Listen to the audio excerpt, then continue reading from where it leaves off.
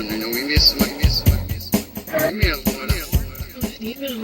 brings me to the next topic, which is wasting food, which is another problem with our system. 40% of the food that's produced in the United States gets tossed in the trash. That's 40%. That's almost half of our food. Food represents the single largest category of solid waste that goes into our landfills. And how I said that supermarkets were, that they were paying farmers for the perfect size and the perfect color, a lot of that is because we fetishized freshness, but we've also fetishized size and color in our society. We want the perfect thing. And a lot of times, vegetables and produce that taste really good, it doesn't look perfect, right? And so, that's our problem. And so, there's 3 rounds of where we throw out food. The farmer goes around, and he or she doesn't see something that fits the supermarket's idea of what it should look like in size and color, they'll throw it out. Then it gets to the supermarket and they'll do the same thing. They'll throw it out, and then the same thing happens on the consumer level. I have a tomato in the refrigerator for too long, and then I just like, let me just trash that. So we wound up throwing out 40% of our food. I mean, it's great if we can do what we do at Kalani, which is awesome, is we take a lot of our food waste, we make slop out of it, we give it to a pig farmer, the pig farmer gives it to the pig, and then we get pigs from that farm. That's a closed system of not wasting food, and that's awesome. Also, I went to the Ben & Jerry's factory one time, and I heard that Ben & Jerry's do the same thing. They gave all the slop, the ice cream slop falls on the floor, they actually scoop it up, they put it in a bin, and they give it to these pigs. I said, man, I really like to eat one of those pigs. These Ben & Jerry's all day. This guy is a celebrity chef, and he's become a celebrity chef by being one of the guys that will take all the stuff out of the refrigerator that people think is overripe or rotting or is over its expiration date, and he'll create something with it that's beautiful and it tastes awesome. People are amazed. There's a food movement going on in Denmark to reduce their waste, and they've done a great job. They've reduced their waste by 25%. You guys know J.R. Tolkien, the guy who wrote Lord of the Rings and The Hobbit. He said if more of us valued food and cheer and song above hoarded gold, it would be a merrier world. So I think that's a really great quote. And it's kind of what we're seeing in our country is this hoarded gold is more important than some of the things that make us human, connect us, like food. So let me talk about some of the food movements in the past. I mean, it's not impossible so the food movement is underway, and it's not impossible for food movements to make a change in this country. We've been doing it for years. So I'm just going to go through some of the food movements in the past. Anybody heard of Victory Gardens? Victory Gardens wasn't just in the United States, it was in a lot of other countries, but it was the government just saying, hey, we're at war, we got to give our food to the troops. Start your own garden. You guys can do it. That's basically what it was. This is propaganda. And they actually got a lot of people and kids were involved, and whole neighborhoods were involved. And we ended up, in 1944, we had 18 million Victory Gardens in the United States. And it produced 10,000 tons of produce. That was equal to the amount of produce that was being produced commercially in the United States. So we ramped up home gardens to produce exactly the amount that was being produced commercially. So it can be done. Another food movement, which you might not be aware of, that maybe wasn't as cool, but did give us the graham cracker. It's called the bland food movement. The graham cracker was invented in New Jersey by Minister Sylvester Graham, and it was conceived as part of it was a health food called the Graham diet, a regimen so he was all about suppressing what he considered unhealthy carnal urges, which he considered the source of many maladies at the time. And Reverend Graham would often lecture on self-abuse, as masturbation was called at the time. So he invented the graham cracker to prevent masturbation. Another man who held this belief was John Harvey Kellogg, the inventor of cornflakes. So cornflakes were also invented because... Is that why they gave it to us in kindergarten? This was in the 1800s, but I think what this does show, and I think it's important because sometimes it's hard to separate what's actual, I don't want to say fact, but what's actual truth about our food and what's a fact. and what's a theory. And you guys laugh like this is a joke, but at the time this was taken very seriously. Right? So it was believed to be true. And I encourage you to make sure that you, when you're choosing what I should eat, should I do paleo or vegan or raw, or should I go gluten free, should I eat local, non-GMO, natural, that you don't get caught up in marketing schemes. Like there are a lot of companies, food marketers are always looking for the next thing. And as soon as health food, as soon as there's a movement and some sort of word comes out, they co-opt that. They're always looking for, and then they give it back to you. They say, here, this is all natural. All natural is a big one for a while. And it's called food faddism. It's studied. And I mean, there's fads in everything, especially in foods. And a lot of people are like, okay, I'll go on this diet, or I'll try this diet. And one thing you really have to think about is it's sustainable. Just going down, remember the Atkins diet? How about sugar busters? I'm just going to go zone diet. Dr. Dean Ornish, eat more, weigh less. Good carbohydrate revolution, the Pripkin principle. Fit for Life, Suzanne Summers. Liquid diets, Cambridge diet, slim fast, HCG diet, blood type diet, cabbage soup diet. My dad did that one time. It didn't smell very good in the house. Detox diet, fruitarianism, grapefruit diet, Israeli army diet, lemon detox diet, macrobiotics, master cleanse, morning banana diet, Paleolithic diet, Scarsdale medical diet, Southern diet, low carbohydrate diet. All diets that came and kind of went.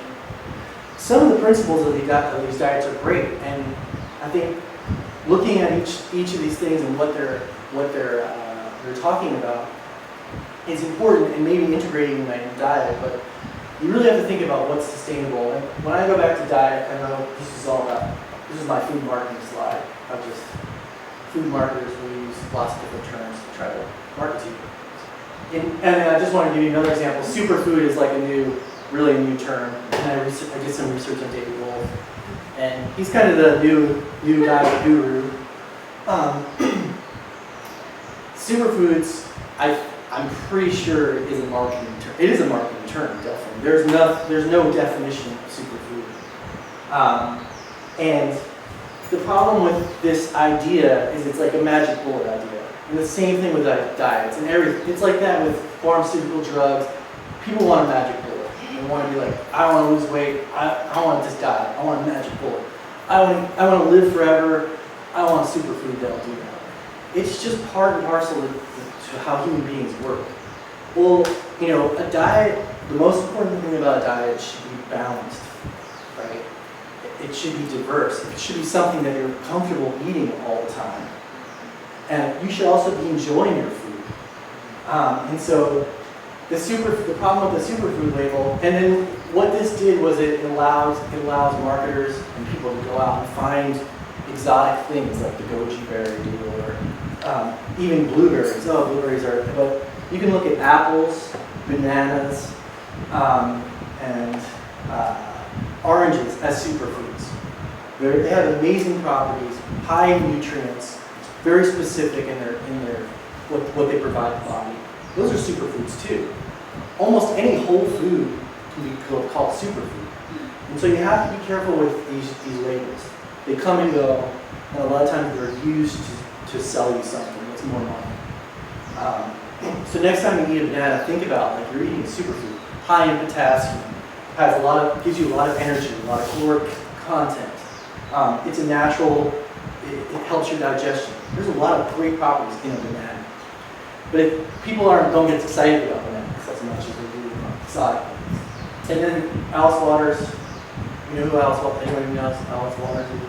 She started a restaurant called Shakinese back in the 80s maybe.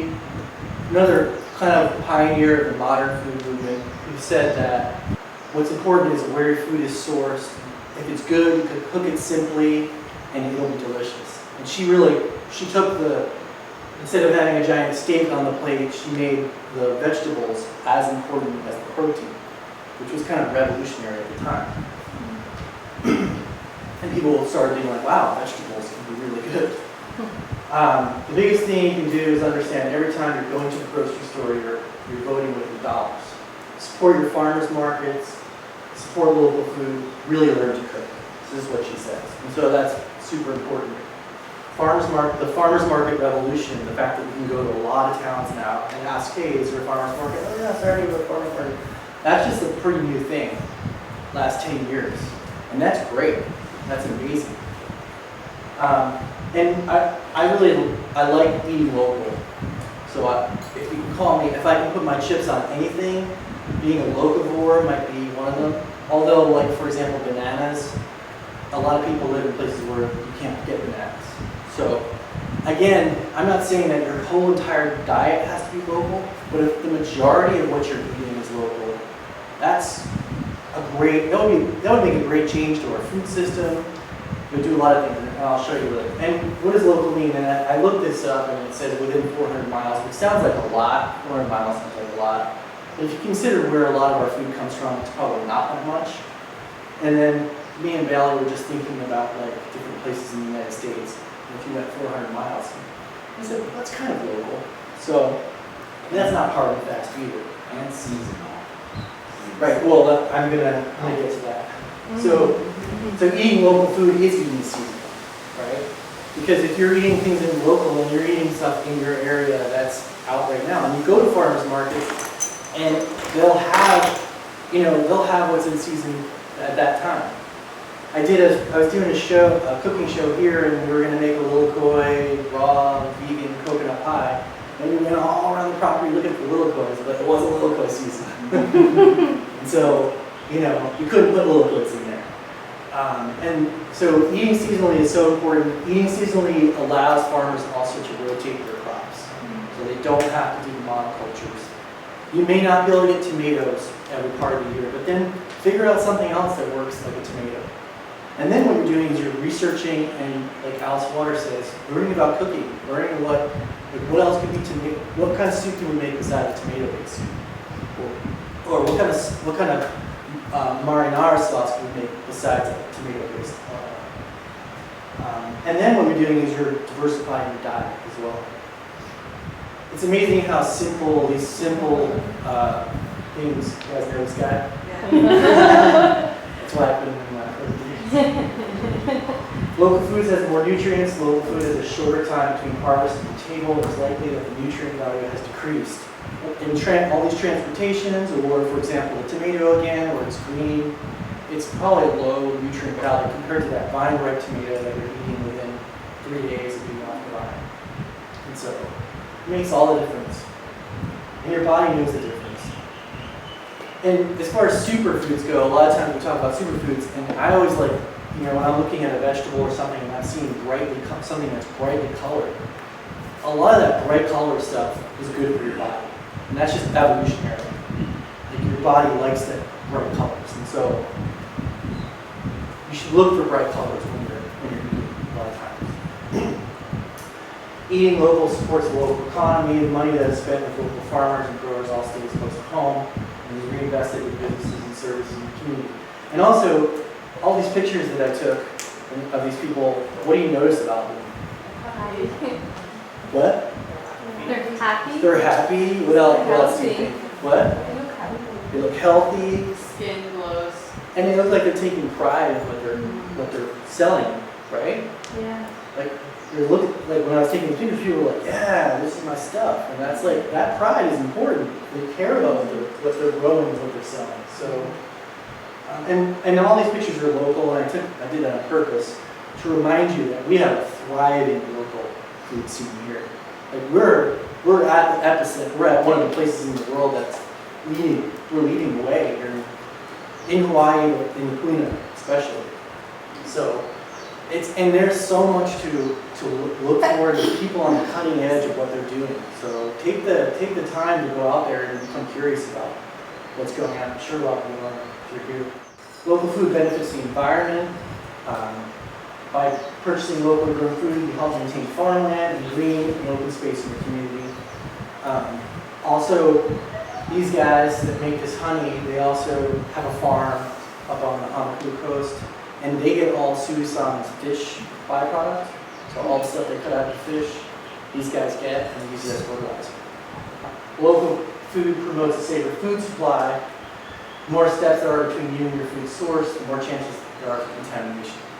So if your food is being caught here and then sent to China to be processed and sent back through customs on a boat and then to the grocery store, that's a lot of steps in the food chain where you can get contamination. Some of it, this food we're getting straight from the person that made it.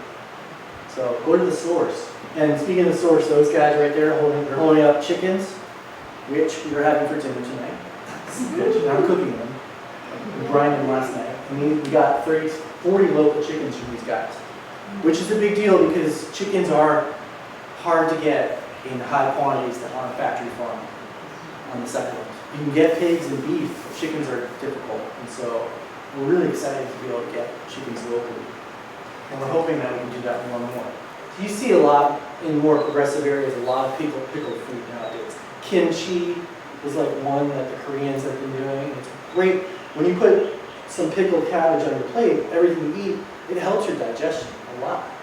And so, doing pickling, doing things like that, preserving things, fermentation is a way in which to use the earth's natural preservatives.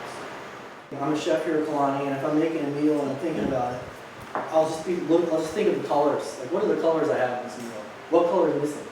And then I'll just walk in and I'll be like, oh yeah, there we go. There's a color that's missing. And what that does is it just creates a beautiful, diverse plate of food. And then that is also just a great way to eat. Diversity in your diet is so important. There's a lot of different nutrients and vitamins that are in different foods, and your body loves to see different ones instead of the same one all the time. And so just look at a plate of food and look at the colors and say, what color is missing on this plate? And you're lucky if you live in a place like this that you can get stuff that's all different colors.